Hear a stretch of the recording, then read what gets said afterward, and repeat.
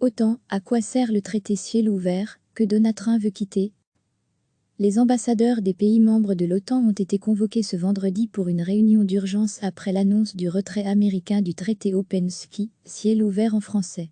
Cet accord est l'un des efforts de plus grande portée au niveau international pour promouvoir la transparence dans le domaine militaire. Le traité ciel ouvert, entré en vigueur en 2002, permet de vérifier les mouvements militaires et les mesures de limitation des armements des 34 pays signataires. Les États parties s'engagent à soumettre leur territoire à des survols aériens pacifiques par les autres États parties du traité.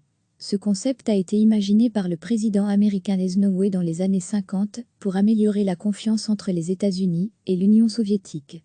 À l'époque, le ministre soviétique Boulganine rejette le concept lors du sommet de Genève de 1955.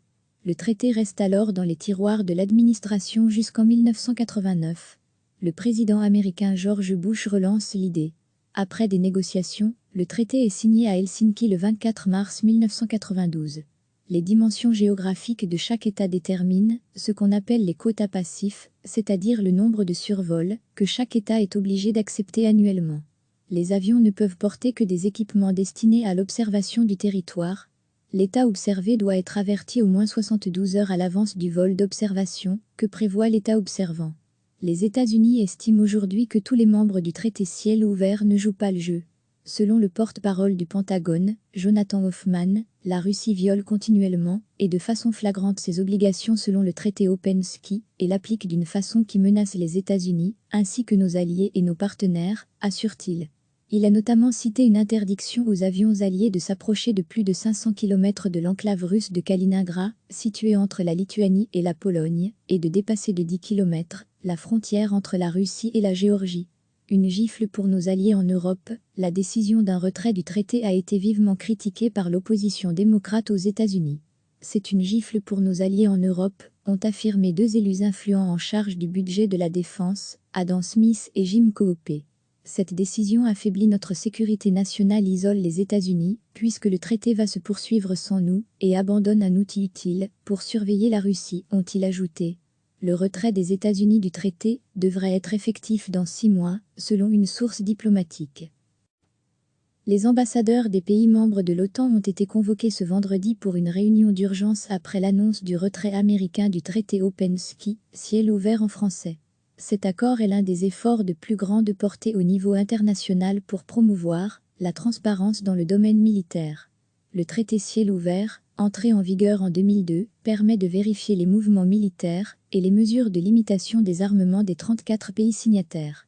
Les États parties s'engagent à soumettre leur territoire à des survols aériens pacifiques par les autres États parties du traité.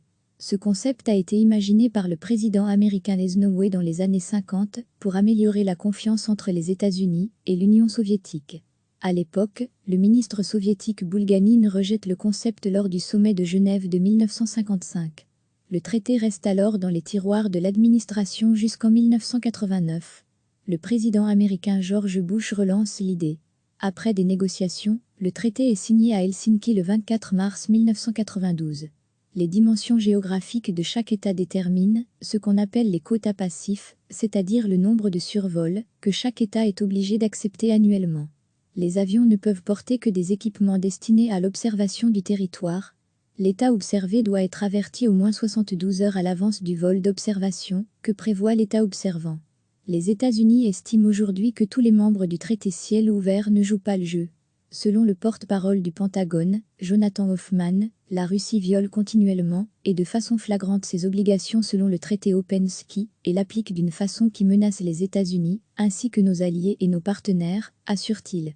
Il a notamment cité une interdiction aux avions alliés de s'approcher de plus de 500 km de l'enclave russe de Kaliningrad, située entre la Lituanie et la Pologne, et de dépasser de 10 km la frontière entre la Russie et la Géorgie.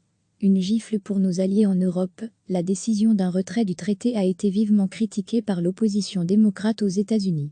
C'est une gifle pour nos alliés en Europe, ont affirmé deux élus influents en charge du budget de la défense, Adam Smith et Jim Coopey.